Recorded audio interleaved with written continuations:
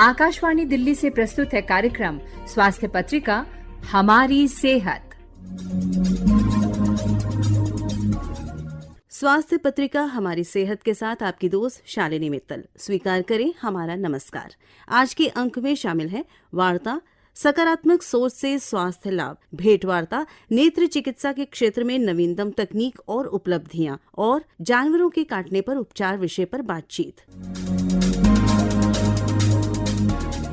स्वास्थ्य की कुंजी सकारात्मक सोच है। सोच और स्वास्थ्य एक दूसरे के पूरक हैं। जानते हैं इस बारे में और हमारे अतिथि श्री उमेश मेहता से। सकारात्मक सोच उत्तम स्वास्थ्य है। लगभग 700 वर्ष पहले संत रविदास ने कहा कि मन चंगा तो कटौती में गंगा। आज शारीरिक स्वास्थ्य के संदर्भ में कहा जा सकता है कि मन चंगा तो तन चंगा, अर्थात मन प्रफुल्लित तो शरीर स्वस्थ। प्रश्न होता है मन कैसे चंगा हो या प्रफुल्लित रहे? वह होगा सकारात्मक सोच से। सकारात्मक सोच या पॉजिटिविटी या कहें पॉजिटिव थिंकिंग एक ऐसी मानसिक प्रक्रिया है जिसमें व्यक्ति हमेशा आशावान रहता है, सुखद सोचता है, हमेशा कुछ नया व अच्छा करने में विश्वास रखता है, निराशा को भी आशा में परिवर्तित करने में प्रयत्नशील रहता है। कहा जा सकता है कि सकारात्मकता एक ऐसी प्राकृतिक दवा है जो कठिन से कठिन शारीरिक व मानसिक दुखों में व्यक्ति को आशावान व ऊर्जावान बनाए रखती है एवं अवसाद से दूर रखती है। व्यक्ति को जीवन में हमेशा पानी का गिलास आधा भरा सोचने की मानसिक शक्ति प्रदान करती है, न कि नकारात्मक होते हुए आधा गिलास खाली सोचने। और यही एक स्वस्थ शरीर चाहता भी है कि वह हमेशा उत्साह व उमंगों से लबरेज रहे।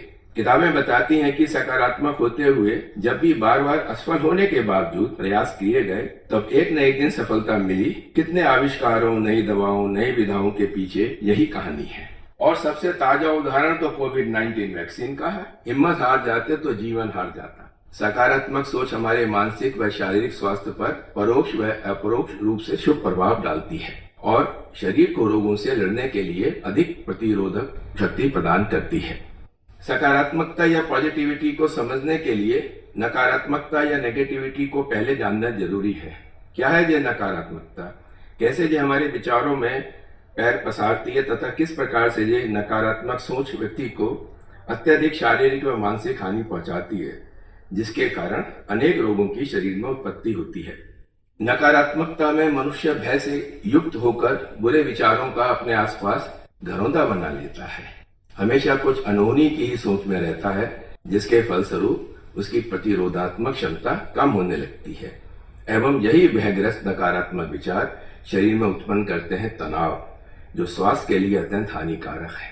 यही तनाव परोक्ष एवं अपरोक्ष रूप से बहुत से जटिल रोगों का सादर आमंत्रण है शरीर के लिए। आज विश्व में तनाव व अवसाद या कहें स्ट्रेस या डिप्रेशन के कारण ही जनसंख्या का एक बड़ा भाग रोगग्रस्त है, जो धीरे धीरे महामारी के रूप में उभर रहा है। तनाव में व्यक्ति हमेशा चिंताग्रस्त रहता है। प्रत्येक वस्तु, आम जीवन के कार्यकलापों में उसे नकारात्मकता महसूस होती है। छोटी छोटी बातों में विचलित हो जाता है, हमेशा भयभीत रहता है, हीन भावना उसे घेर लेती है, किसी भी कार्य में मन नहीं लगता उसका, हमेशा ही बुरा सोचता है, धीरे धीरे अवसादग्रस्त हो जाता है और स्थिति इतनी संवेदनशील हो जाती है कि व्यक्ति को चिकित्सक द्वारा सीडेटिव दवाओं पर रखना पड़ता है, जो कि बहुत हानिकारक है स्वास्थ्य के लिए। नकारात्मक सोच के कारण होने वाला तनाव एक स्वस्थ शरीर को भी कमजोर बनाकर उसे रोगग्रस्त कर देता है। कैसे? यह सरल आम भाषा में जानने की कोशिश करते हैं। जब भी व्यक्ति तनावग्रस्त होता है या कहें स्ट्रेस में आ जाता है, तब शरीर में किडनी के ऊपरी भाग में स्थित एड्रेनल ग्रंथियों या ग्लैंड्स में एक रसायन प्रक्रिया होती है। ये ग्रंथियां दो प्रकार के रसायन या हार्मोन शरीर में प्रवाहित करती हैं। पहला है एड्रेनालिन और दूसरा कोर्टिसोल। ये दोनों ही हार्मोन तनाव के हार्मोन कहलाते हैं, जो स्ट्रेस होने पर बहुत एक्टिव हो जाते हैं और जो अनेकों बीमारियों का कारण बनते हैं बाद में, जैसे कि हृदय रोग, उच्च रक्तचाप, दिल की अनियमित धड़कन, शरीर में कंपन, वजन का बढ़ना या घटना, बालों का तेजी से गिरना, मुहासे, महिलाओं में बांझपन, कैंसर, विभिन्न प्रकार के फेफड़ों के संबंधित बीमारियां, लीवर सिरोसिस, अवसाद या डिप्रेशन, शरीर की कोशिकाओं को नुकसान, कब्ज, नींद नहीं आना, शरीर में ट्यूमर का विकास होना आदि आदि। जीवन में समस्याओं से तो सभी का सामना होता है, इनका सामना सकारात्मक सोच के साथ किया तो जा सकता है ना। तनावग्रस्त होना कोई नहीं चाहता, पर हर व्यक्ति को कहीं न कहीं कुछ न कुछ तनाव अवश्य है, किसी को ज्यादा तो किसी को कम। हिम्मत से सकारात्मकता के साथ सोच बदलते ही तनाव दूर किया जा सकता है। अगर पूर्णतः नहीं तो कम से कम थोड़ा कम तो किया जा सकता है। कहीं कोई दोस्ती नहीं करनी चाहिए तनाव से, पर तनाव हमेशा दोस्ती करने को आतुर रहता है। सकारात्मक सोच हमारे पूरे जीवन शैली को बदल देती है और हम स्वयं को महसूस करते हैं हल्का फुल्का प्रफुल्लित। अब प्रश्न है कि सकारात्मक सोच को कैसे जीवन में उतारें। यही आर्ट ऑफ लिविंग है, किंतु जितना ये कहने सुनने में सरल है उतना ही व्यवहार में लाने में कठिन। जानते समझते सभी हैं, पर जीवन शैली में अपनाना बहुत ही कठिन। मन मस्तिष्क में ये सकारात्मक सोच कैसे स्थापित हो, ये जानना भी जरूरी है। आइए प्रयत्न करते हैं। जैसे कि हम दृढ़ निश्चय करें कि जितना संभव होगा नकारात्मक नहीं सोचेंगे। यदि विचार आते भी हैं तो उन्हें झटक कर कुछ अच्छा सोचें। व्यक्ति हमेशा अपने मन से बात करता रहता है, जिसे इंट्रापर्सनल कम्युनिकेशन कहा जाता है, और यही कारण है कि हमारी सोच नकारात्मक सकारात्मक होती है। यदि कभी नकारात्मक विचार उत्पन्न हो तो उनके स्थान पर कुछ अच्छा सोचें, कुछ नया सोचें, कुछ खुशनुमा सोचें, जिससे कि सोच सकारात्मक हो जाए। चाहे वे काल्पनिक हो, फैंटेसी हो, लेकिन इससे तनाव दूर होगा, यह अवश्य है। कुछ हल्का फुल्का व्यायाम अवश्य करें, संभव हो तो योग की ओर भी अग्रसर हो।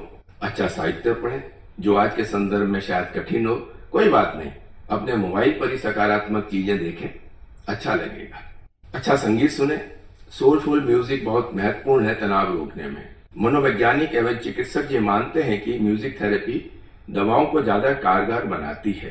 रोगी समय से पूर्व ही स्वस्थ होने लगता है। खिलखिलाए, मुस्कुराए, छोटी छोटी शरारतों में दिल लगाए। तनाव भगाना है ना। हीन भावना को पास न आने दे, आए तो उससे दोस्ती ना बनाए।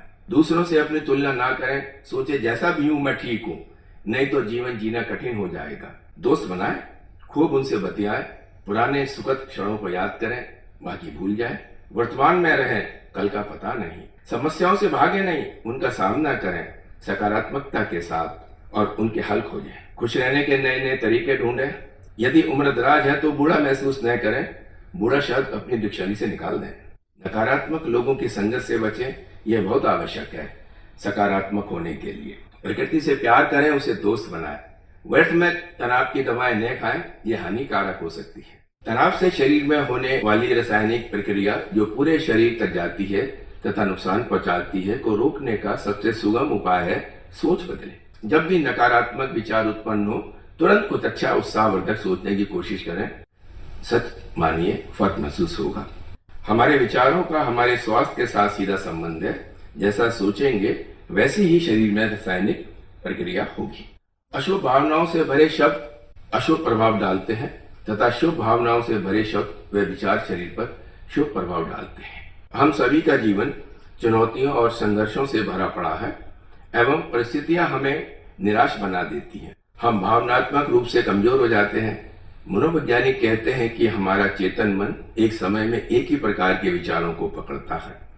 ये विचार सकारात्मक व नकारात्मक हो सकते हैं एवं जिस प्रकार के विचार मन में लंबे समय तक बने रहते हैं वैसे ही हम बन जाते हैं। इसलिए मनोचिकित्सक निराशा के समय में सकारात्मक संवाद पर जोर देते हैं, क्योंकि इन संवादों के समय उत्पन्न होने वाले सकारात्मक शब्द मन में अवसाद व निराशा के अंधेरे को दूर कर सकारात्मक आशाओं या होप्स के द्वार खोलते हैं। कहा जा सकता है कि सकारात्मक सोच हो तो सब संभव, स्वास्थ्य उत्तम तो सब उत्तम। वैसे उम्मीद पर दुनिया कायम है और जीवन है चलने का नाम। सकारात्मक सोच रखिए, स्वस्थ रहिए। सकारात्मक सोच से स्वास्थ्य लाभ। श्री उमेश मेहता की इस वार्ता के बाद प्रस्तुत है नेत्र चिकित्सा के क्षेत्र में नवीनतम तकनीक और उपलब्धियों पर अखिल भारतीय आयुर्विज्ञान संस्थान की नेत्र चिकित्सक डॉक्टर स्वाति फुलझरे से ली गई भेंट वार्ता। आपसे बात कर रही हैं शालिनी मित्तल। आज के कार्यक्रम में क्या खास है वो हम आपको बता दें। हमारे स्टूडियो में है आज एक विशेषज्ञ जो आपको बताएंगी नेत्र चिकित्सा में हुए अब तक के विस्तार और विकास के बारे में। तो आपका परिचय कराते हैं। हमारे साथ स्टूडियो में है डॉक्टर स्वाति फुलझरे। आप एडिशनल प्रोफेसर हैं नेत्र चिकित्सा विभाग, RP आई सेंटर, अखिल भारतीय आयुर्विज्ञान संस्थान यानी एम्स में। डॉक्टर साहब, हमारे स्टूडियो में आपका बहुत बहुत स्वागत है। सभी श्रोताओं को मेरा नमस्कार। डॉक्टर साहब, ऐसी कौन कौन सी बीमारियां हैं खास तौर पर आंखों की? उससे पहले मैं ये बताना चाहूंगी कि भारत कहीं पे भी नेत्र विज्ञान में दुनिया में कम नहीं है। जो सारी latest technologies world over available है वो हमारे यहाँ भी अवेलेबल है, जो कि एक बहुत ही गर्व की बात है। जैसे कि आपने पूछा शालिनी जी कि क्या क्या बीमारियां होती है कॉमन, तो मैं आपको बताना चाहूंगी चश्मे की बीमारी है जो काफी कॉमन होती है, और उसके अलावा सफेद मोतियाबिंद होता है, काला मोतियाबिंद होता है, पर्दे की होती है। डायबिटीज का हमारे यहाँ पे इंसिडेंस बढ़ता जा रहा है। इस वजह से डायबिटीज की वजह से जो पर्दे में प्रॉब्लम आती है वो भी काफी कॉमन हो गई है आजकल। बच्चों में अगर ये होता है मान लीजिए मोतियाबिंद, तो अगर इनका सही समय पर इलाज ना हो तो ये एक मतलब बच्चों की रोशनी को कम कर देता है। पर उसको पहचानना उतना ही कठिन होता है क्योंकि छोटा बच्चा ना तो अपनी बात बता सकता है, और परिवार में जैसे माता पिता हैं उनको भी सही समझ नहीं आता है कि इसको आंखों की समस्या है और इसे तुरंत डॉक्टर के पास ले जाना जरूरी है। तो ऐसी स्थिति में वो क्या करें, मतलब घर पे कैसे पहचानें? जी, आई थिंक ये बहुत ही इम्पोर्टेंट सवाल है शालिनी जी, क्योंकि अवेयरनेस बहुत जरूरी है। तो अगर आपको लगता है कि आप अपने बच्चे को, एक तो जब वो पैदा होता है तो नॉर्मली 1-1.5 महीने के बाद वो चीजों को देखना शुरू कर देता है, तो आप ये जरूर देखें कि अपने बच्चों के सामने कोई खिलौना या खुद भी जाए तो आप देखें कि क्या वो आपकी तरफ देख रहा है, क्या वो रोशनी की तरफ देख रहा है। अगर आप कोई चीज घुमाते हैं इधर उधर तो क्या वो उसको फॉलो करता है, ये इम्पोर्टेंट है। दूसरा ये देखें कि बच्चों के आंखों में कोई सफेदी तो नहीं दिख रही है, जो बहुत जरूरी है। सफेदी कई बार मोतिया की वजह से होती है, पुतली की प्रॉब्लम की वजह से होती है, या पीछे अगर कोई ट्यूमर हो तो भी सफेदी होती है। तो इनको टाइमली इनका डायग्नोसिस करना और इनका इलाज करना बहुत जरूरी है। तो आंखों में सफेदी तो नहीं है, या आंखों में कोई तिरछापन, बहंगापन तो नहीं दिख रहा है, इसका मतलब ये है कि बच्चे को कोई प्रॉब्लम है जिसकी वजह से ये बहंगापन आया है। तो ये सारे लक्षण होते हैं बच्चों में नजर कम होने के। यानी इस तरह के कुछ अगर लक्षण दिखते हैं तो एक आई स्पेशलिस्ट के पास लेकर जाएं और उनका परीक्षण जरूर करवाएं। और जैसे डॉक्टर साहब आपने कार्यक्रम के बिल्कुल आरंभ में बोला था कि हमें गर्व है कि भारत में सभी तकनीक है, सारी जो नेत्र चिकित्सा की आज की डेट में जो लेटेस्ट टेक्नोलॉजीज हैं वो अवेलेबल हैं, सक्सेसफुली सारे ऑपरेशंस किए जा रहे हैं। तो घबराने की कोई बात नहीं है। अगर आप सही समय पर बच्चे को, या अगर एडल्ट भी कोई है उसको परेशानी है, डॉक्टर के पास जाते हैं तो इलाज संभव है। स्पेशली जैसे मोतिया का इलाज पहले हम बड़ा चीरा लगा के करते थे, अब ये लेजर असिस्टेड होता है, माइक्रोस्कोप के थ्रू किया जाता है, इसलिए इसके कॉम्प्लिकेशन रेट्स भी काफी कम हो गए। तो सक्सेस रेट ऑफ सर्जरी बढ़ गया है। लेंस हमारे पास एडवांस लेंसेस है, दूर पास दोनों के। तो ये सारी हमारे पास अब ऑप्शंस अवेलेबल है जो कि पहले नहीं होते थे। और कौन कौन सी ऐसी तकनीक हैं जो अभी विकसित हुई हैं और भारत में अवेलेबल हैं, उपलब्ध है, जिससे कि इलाज किया जा सकता है? तो एक तो आपने मोतियाबिंद का बताया, और क्या ऐसा विस्तार और विकास हुआ है जिसको हम कह सकते हैं कि पहले ये नहीं होता था भारतवर्ष में और अब सफलतापूर्वक किया जा रहा है? जैसे एक मेरे दिमाग में आ रहा है कि आजकल बहुत आम है कि लोग चश्मा जो लग जाता है, आप बता रही हैं बहुत ही कॉमन है, पर उसको हटाने का एक ऑपरेशन करवा रहे हैं और बहुत ज्यादा लोग करवा रहे हैं जी। तो ये एक नई तकनीक है क्या?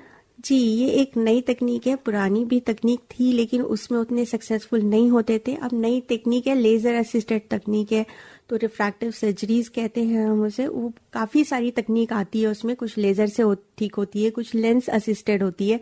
तो इन सब में ये जो नई तकनीक आ गई है इसकी वजह से सक्सेस रेट इम्प्रूव हो गया है। तो पहले जो हम बड़े बड़े मोटे मोटे चश्मे लगाने पड़ते थे या लोग लगाना नहीं चाहते थे क्योंकि उनको लगता था कि हमारा मतलब कॉस्मेटिक इफेक्ट खराब हो जाएगा, तो इन तकनीकों के जरिए हम ये सारी प्रॉब्लम अब सॉल्व कर सकते हैं। यानी कि अब कॉस्मेटिक्स पे भी बात आ चुकी है क्योंकि पहले एक जरूरत थी। ये बताइए डॉक्टर साहब, अवेयरनेस बहुत आई है, अभी आपने बताया कि लोग आ रहे हैं, पर फिर भी हम ये देखते हैं कि केसेस बढ़ रहे हैं और खासतौर पर बच्चों में तो बहुत केसेस आंखों की समस्या के बढ़ रहे हैं। इसका क्या कारण आप समझती हैं? देखिए, बच्चों में जो हम देख रहे हैं केसेस बढ़ रहे हैं वो है बच्चों में रिफ्रैक्टिव एरर होना। रिफ्रैक्टिव एरर को अगर आम भाषा में कहा जाए तो चश्मे का नंबर आना।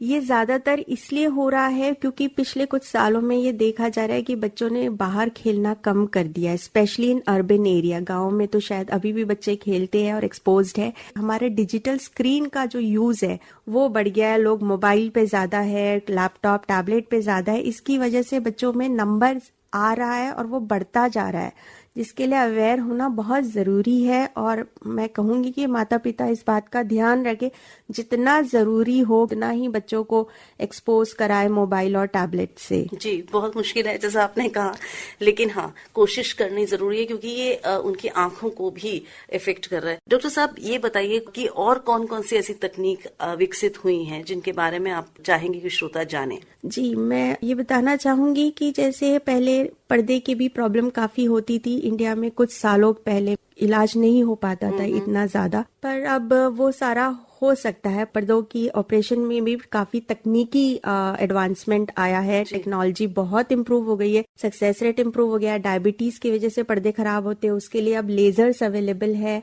लेजर के अलावा हम कहते हैं एंटी VEGF मॉलिक्यूल, जो एक ड्रग होता है। पहले आपको सिर्फ सर्जरी करवानी पड़ती थी, पर अब ये ड्रग होता है जिसको आई में इंजेक्ट कर देते हैं इंजेक्शन के द्वारा, तो उससे भी काफी कुछ प्रॉब्लम पर्दे की सॉल्व हो जाती है।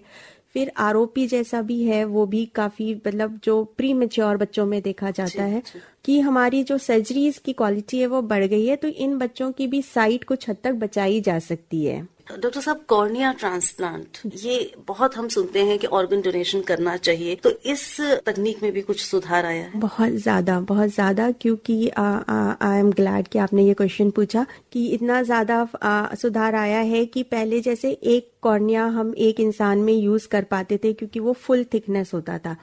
अब तकनीकी सुधार की वजह से, एडवांसमेंट की वजह से हम उसको तीन अलग अलग लोगों में यूज कर सकते हैं, क्योंकि अब जो फुल थिकनेस था वो पार्शियल थिकनेस हो गया, तो आगे का हिस्सा किसी और में लगाया, बीच वाला हिस्सा किसी और के लिए यूज किया। तो इस तरीके का भी, या पीछे का जो हिस्सा है वो किसी और में यूज करिए, इस तरीके का भी एडवांसमेंट अवेलेबल है। एक आदमी डोनेट करता है आई, तो कई सारे लोगों को एटलीस्ट दो लोगों को तो मिल ही सकता है। हम लगातार डिजिटल स्क्रीन का यूज करें, जिससे टायर्डनेस बहुत हो रहा है, आंखों में ड्राइनेस हो जाता है आंखों में, तो हम एक 20-20-20 एक रूल होता है जो हम कहते हैं, तो एवरी 20 मिनट्स 20 मीटर की दूरी पे देखना है 20 सेकंड्स के लिए, तो वो उसका पालन करिए। तीसरा ये है कि अगर आपकी नजर कम होती है किसी भी वजह से, तो प्लीज डॉक्टर को जरूर दिखाएं, उसे इग्नोर ना करें। स्पेशली अगर आपको डायबिटीज जैसे बीमारी है या आपकी फैमिली हिस्ट्री है काला मोतिया की, तो ये सारी बीमारियां इग्नोर ना करें, तुरंत अपने डॉक्टर से सलाह करें।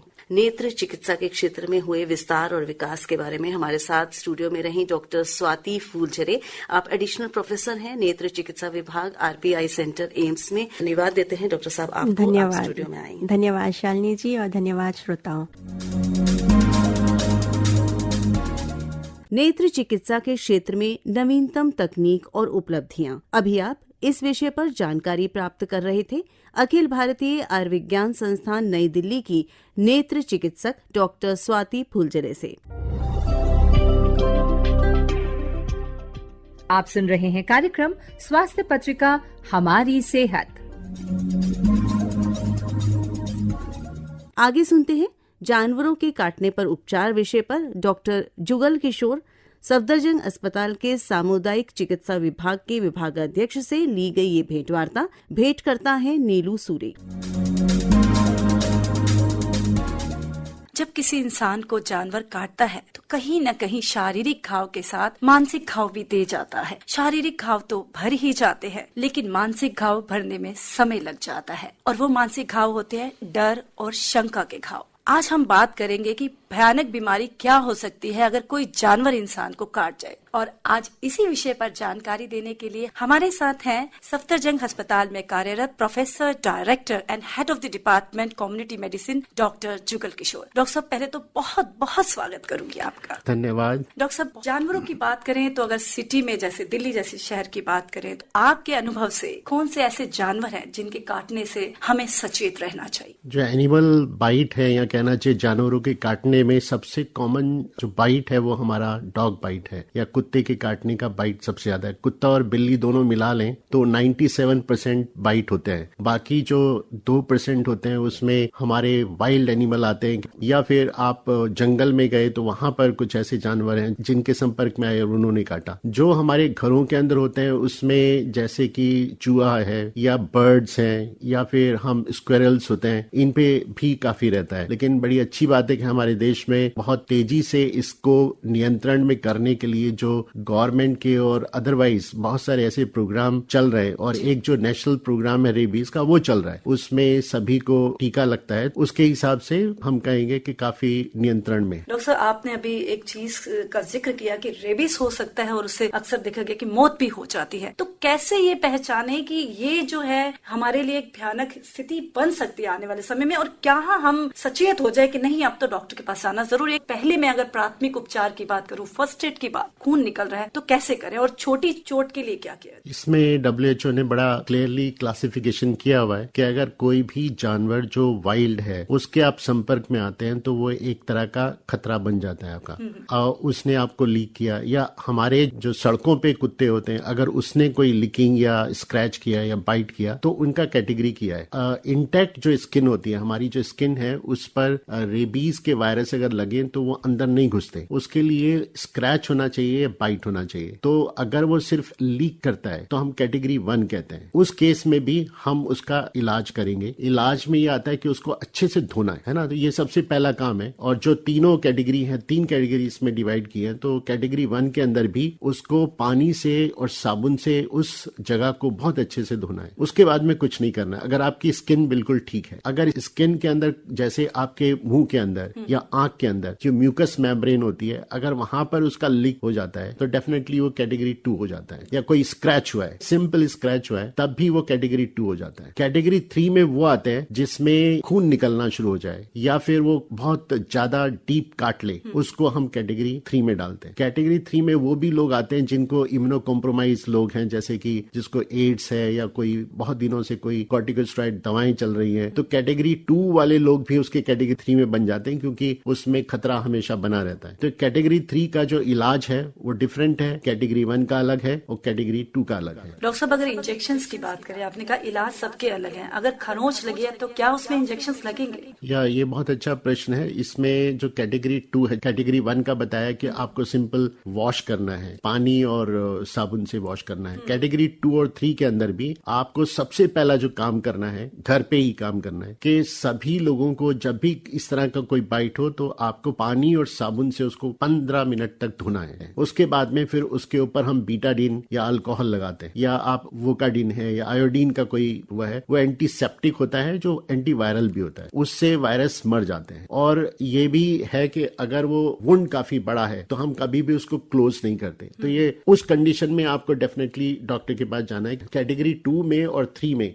कोशिश करते हैं कि कैटेगरी 2 में हम रिग जो देते हैं वो इम्यूनो कॉम्प्रोमाइज में देते हैं। जितने भी हमारे वुंड्स होंगे उनमें हम रिग जरूर देंगे। उस रिग का मतलब है कि इम्यूनोग्लोबुलिन को हमें इनफिल्ट्रेट करना है, उसको वुंड के चारों तरफ डालना है। और अगर वो कम तादाद में हो और वुंड बहुत ज्यादा है तो उस कंडीशन में उसको डाइल्यूट करके भी हम कर सकते हैं। डॉक्टर साहब, सीरम की बात आपने कही, तो डॉक्टर साहब सीरम कितने समय में लग जाना चाहिए? इसके साथ एक प्रश्न मेरे और दिमाग में चल रहा है, डॉक्टर साहब टीटी कई लोग नहीं भी लगवाते और कई बार लगवाते, तो कितना जरूरी है टीटी का लगवाना? ये 2 प्रश्न है, हम दोनों अलग अलग ले लेते हैं। इसमें क्या है कि रिग को हम कितना पहले लगाएं, जितना जल्दी हो सके उसको न्यूट्रलाइज करने के लिए हमारे पास में ऑलरेडी एंटीबॉडीज हैं। फॉर्चुनेटली कई तरह की एंटीबॉडीज हैं, उसमें मोनोक्लोनल एंटीबॉडीज भी अब WHO ने अप्रूव कर दी है। जो गवर्नमेंट अप्रूव करता है वो हमारा ह्यूमन इम्यूनोग्लोबुलिन है या फिर इक्विन जो कि हमारा हॉर्ट से बनता है। टेटनस का ऐसा है कि जब कभी भी कोई भी इंजरी होती है वहां पर हमारे चांसेस होते हैं कि टेटनस हो जाए। अगर वो वाइल्ड है या आपके वहां पर कोई रेत लग गया, मट्टी लग गई या कोई भी गंदी चीज लग गई तो आपको टेटनस के स्पोर वहां पर लग सकते हैं। अगर आपको ऑलरेडी टेटनस के इंजेक्शन हर 5 साल बाद लगते रहते हैं तो आपको ज्यादा चिंता की बात नहीं है, एक सिर्फ बूस्टर देने की जरूरत पड़ती है। और अगर पिछले आपके 3 साल के अंदर आपको ऑलरेडी वैक्सीन लग चुका है तो आपको वॉश करने की जरूरत है। नेक्स्ट आपको जरूरत नहीं है, सिर्फ आपको स्क्रैच होता है, माइल्ड आपको इंजरी होती है, जब तक कि वो ज्यादा इंजरी ना हो जिसमें कि मसल्स निकल आती हैं, बहुत ज्यादा ब्लीडिंग होती है, उस केस में आप बूस्टर लगा दें। और बूस्टर लगाने के बाद में फिर आप 5 साल के लिए फ्री हो जाते हैं। 5 साल के लिए आपको टेटनस टीटी नहीं लेनी जरूरत पड़ती। डॉक्टर साहब, अगर पालतू जानवरों की बात करें और वो वैक्सीनेटेड है और अगर वो काट लेता है किसी को, तो क्या एंटी रेबीज वैक्सीन या सीरम की जरूरत है? मैं आपको बड़ा क्लियर कर दूं कि एनिमल बाइट में ये जो हमारा एक तो बर्ड का, स्क्वेरल का और रैट, इसमें अभी तक कोई ऐसा एविडेंस नहीं आया कि उससे रेबीज हुआ है। इसलिए रेबीज इस कंडीशन में आपको नहीं लगवाना है और आपको सिर्फ वॉश करना है और कुछ नहीं करना है। एंटीसेप्टिक कोई सोल्यूशन लगाइए, बस खत्म। अगर जब तक कि रैट वाइल्ड ना हो। डॉक्टर साहब, कई बार ब्लीड बहुत ज्यादा कर जाता है, प्राथमिक उपचार क्या रहेगा? उस पे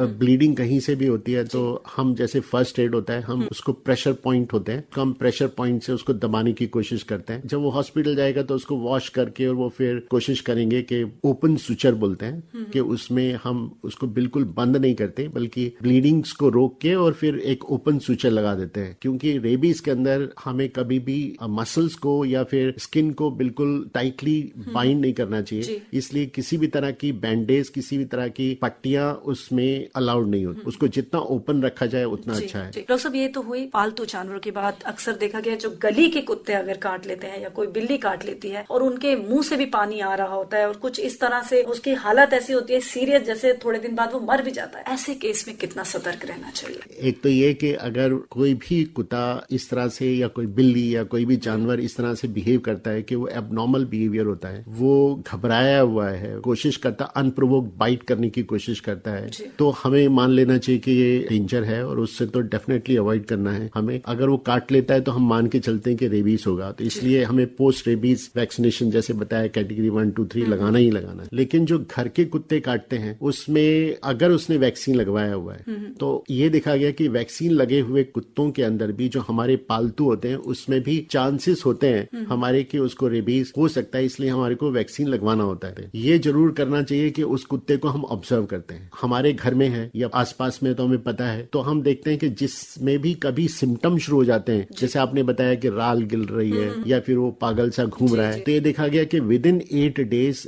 दिस टाइप ऑफ डॉग, इस तरह के कुत्ते या बिल्ली मर जाते हैं। तो अगर हम उन्हें 10 दिन तक ऑब्जर्व करते हैं, 10 दिन तक अगर वो जीवित रहता है तो हमारे को चिंता की जरूरत नहीं है। जो हम वैक्सीन शुरू किया है उसको हम प्री एक्सपोजर में कन्वर्ट कर देते हैं। इसमें क्या है कि पोस्ट एक्सपोजर में हमारे को इंट्रामस्कुलर 5 इंजेक्शन देने होते हैं। एक 0 डोज जो कि जिस दिन भी आप डॉक्टर के पास जाएंगे वो 0 हो जाती है, फिर तीसरे दिन, फिर 7वें दिन, फिर 14वें दिन, फिर 28वें दिन। ये इंट्रामस्कुलर है, लेकिन पूरे इंडिया में अब गवर्नमेंट इंट्राडर्मल दे रही है। इंट्राडर्मल में डोज कम लगती है और आपको सुरक्षा अच्छी मिलती है, तो उसी डोज में काफी लोगों को कवर कर सकते हैं। तो इसमें इंट्राडर्मल हम फर्स्ट डे देते हैं, 3rd डे देते हैं, 7th डे देते हैं। डॉक्टर साहब, खाने के लिए अक्सर बोला गया है कि अगर जब ये इंजेक्शन लगाए जाते हैं तो कुछ मांस जैसी चीजें नहीं खानी चाहिए, अल्कोहल नहीं लेना, इसमें कितनी सच्चाई और कितना जरूरी है? आपने ये भी बहुत अच्छा क्वेश्चन पूछा कि हमें खाने के लिए कोई रिस्ट्रिक्शन नहीं है, आप बिल्कुल संतुलित आहार लीजिए, कोई स्पेशल चीज नहीं लीजिए। लेकिन जो मना है वो ये है कि आप बहुत ज्यादा एक्सरसाइज ना करें, अल्कोहल ना ले, बहुत किसी भी चीज का आपका ड्रग का सेवन कर रहे हैं वो ना ले। ये भी देखा गया कि कॉर्टिकोस्टेरॉइड अगर ले रहे हैं तो उसको उस वक्त ना लें। तो जो चीजें हमारे एंटीबॉडीज प्रोडक्शन को कम करेंगी हमें चाहिए कि नहीं करें, और संतुलित आहार ही लेना होता है। इसमें कोई स्पेशल आपको न्यूट्रिशन खाने की जरूरत नहीं है। डॉक्टर साहब, जैसे कि आज का विषय है कि जानवर के काटने से क्या समस्याएं होती हैं और उपचार, मेरे मन में, जहन में एक बार बार प्रश्न आ रहा है कि कहाँ हम सतर्क रहें कि कुत्ता या बिल्ली या जानवर हमें काटे ही ना। क्या हम कभी कभी गलत हो जाते हैं? बिल्कुल, जैसे पेड़ होता है उसकी तरह आप खड़े हो जाएं, बिल्कुल मूव ना करें। अगर आप कुत्ते की वजह से या बिल्ली की वजह से गिर गए तो भी ये रहे कि आप उठने की कोशिश ना करें, आप बिल्कुल गिरे रहें। आप ये ध्यान रहे कि कभी भी कुत्ता या बिल्ली जब वो सो रहा हो या खा रहा हो आप बिल्कुल उसको ना टच करें। ये बहुत ही खतरनाक होता है कि वो उसी वक्त में ज्यादा अपने आप को इरिटेट समझता है और वो अटैक करता है। जो हमारे अपने पालतू कुत्ते भी हैं उसमें भी छोटे बच्चे हैं, उनको बिल्कुल अनसुपरवाइज ना छोड़ें, कोशिश ना करें कि उस पर ज्यादा आप प्यार उमड़े, बिकॉज वो जानवर है। जानवर डेफिनेटली वो हमसे भी डरता है, उसी डर में ही वो अपने आप को कोशिश करता है कि बचाने की वजह से वो काट लेता है। डॉक्टर साहब, आज आप हमारे स्टूडियो में आए और इतनी अच्छी जानकारी दी उसके लिए बहुत बहुत धन्यवाद। थैंक यू, धन्यवाद। जानवरों के काटने पर उपचार, इस विषय पर जानकारी दे रहे थे सफदरजंग अस्पताल के सामुदायिक विभाग के विभागाध्यक्ष डॉक्टर जुगल किशोर। इसी के साथ हमारी सेहत का ये अंक समाप्त होता है। फिर मिलेंगे अगली बार, तब तक के लिए स्वीकार करें हमारा नमस्कार। अभी आप आकाशवाणी दिल्ली से सुन रहे थे कार्यक्रम स्वास्थ्य पत्रिका हमारी सेहत। कार्यक्रम की प्रस्तुतकर्ता थी शालिनी मित्तल।